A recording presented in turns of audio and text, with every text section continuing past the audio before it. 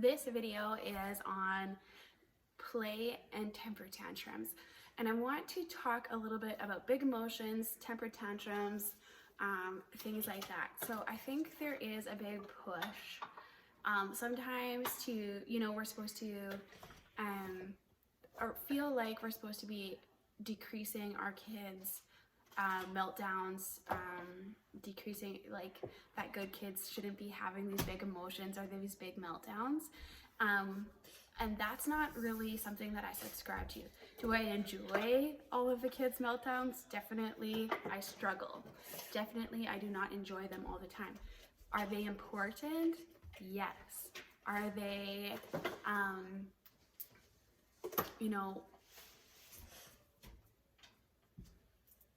normal?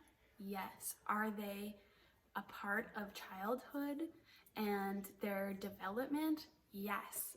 So I don't think it's always appropriate to use play to distract kids from their emotions, from their temper tantrums. And this is something that's super important. I think that we need to be honoring emotions for what they are. If they are feeling angry, they are allowed to feel angry. They are allowed to express their anger. They are allowed to be loud. They are allowed to feel those feelings. What we want to do during that time is to support them and give them healthy tools. A lot of times, once kids have gotten into a big full-on meltdown, there is nothing that we can do to redirect them, because they have gone from logical thinking brain to what they call the reptilian brain, which is basically a response brain. I am full of emotion, I'm full of big energy, I'm full of frustration, I'm full of anger, and it needs to come out. Once that part of the brain is turned on, you can't really turn it off until it has gone through its cycle. So if we try to distract them throughout that time, it's going to be kind of fruitless. So what we want to do... Okay, you're going downstairs?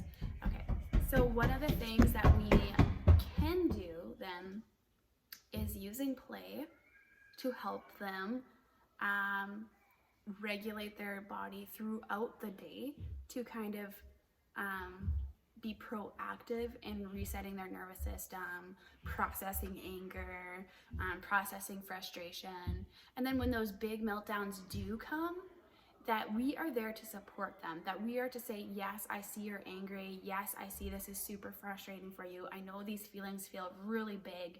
I know these feelings feel like you can't control them, but I'm here with you. We are safe with your emotions. We are going to get through this.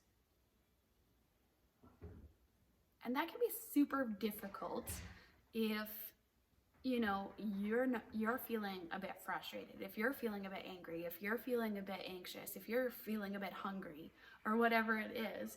It can be super hard to stay regulated, to stay calm,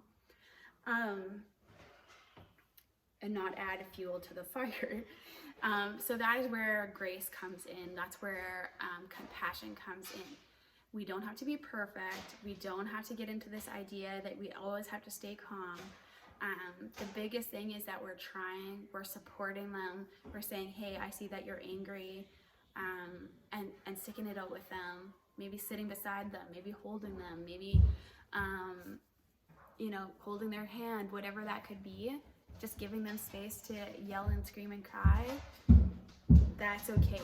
And then as they get older, as they get more mature, they are going to learn new strategies, and you can talk about other strategies, and you can practice other strategies in front of them, and there's so many different things that you can do, and we can start talking about that at a young age, and demonstrating for them different ways to do it. And I can definitely get into more specifics if that's something that you would like. So I think proactive, as in using these games to kind of reset the nervous system, allowing them time to process things, slowing down our lives so that they don't feel rushed and unable to play and process these things, is going to support them later on and curb some of those big meltdowns. But I also can't stress enough that meltdowns are developmentally normal for kids under 7. It's normal. It's going to start decreasing after 5. But like 18 months to like 4, they're happening and they're big and they're sometimes like totally nonsensical. And they can be very frustrating. So give yourself lots of grace when dealing with them. Stand with them when they are having those meltdowns. Understand that it's not a conscious decision for them, that they are actually overwhelmed. Their nervous system is overwhelmed by these big emotions. And part of their logical brain is no longer working because the nervous system, flight, fight, freeze part of the brain has taken over. And it just needs to run its course. And in order for them to start feeling safe with their emotions and learning to process their emotions, you get to hold that space and allow them to have a safe space to express that. And then we can start again showing them different ways to be angry. So for example, right now my 2-year-old son, one of the twins, is biting when he's mad. And right now basically what I'm doing is, trying to rescue whoever he's trying to bite. That's basically where we're at. And then holding him until he is calm enough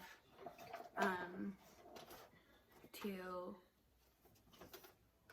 be released back into the wild without biting anyone. And I don't like reprimand him. I don't say, don't do, like, obviously I say, no, we don't bite. No, thank you. That hurts. But in the moment, I don't, like, no, that's bad, blah, blah, blah, blah, because it's not even going to register. And it's a part, like, that's the fight response, like, he really wants that thing and somebody else is getting in his way. And we can have compassion for that part of him that really wants that. I grew up in a culture, in a home where that kind of behavior was labeled as bad and sinful. So that would have been spanked, that would have been yelled at, that would have been you're bad. And obviously I don't want my kid biting. But we also have to have compassion for their developmental stage. And we also have to have an understanding of child development and be like, yelling, hitting, and screaming at your kid isn't actually teaching them how we want to handle anger, right? You get that instant anger response when you see your kid doing something bad. What are they going to learn about what to do when they see somebody doing something they don't like? Yelling, hitting, screaming, whatever. You fell down. So staying calm, giving them other opportunities, and trusting that they will get through it. My 2-year-old will not bite for the rest of his life. I believe this is a phase. I believe I need to protect my other kids. I believe we will get to the point where he can learn other strategies. Is this stage super easy for us? No. Will we get through it? Yes. And he's going to be a compassionate, loving, beautiful, and kind young man. So I hope this is helpful. If you have any questions, any concerns, any situations that you would like some support in your world, I'm here for you. Bring it to the group. Thanks so much.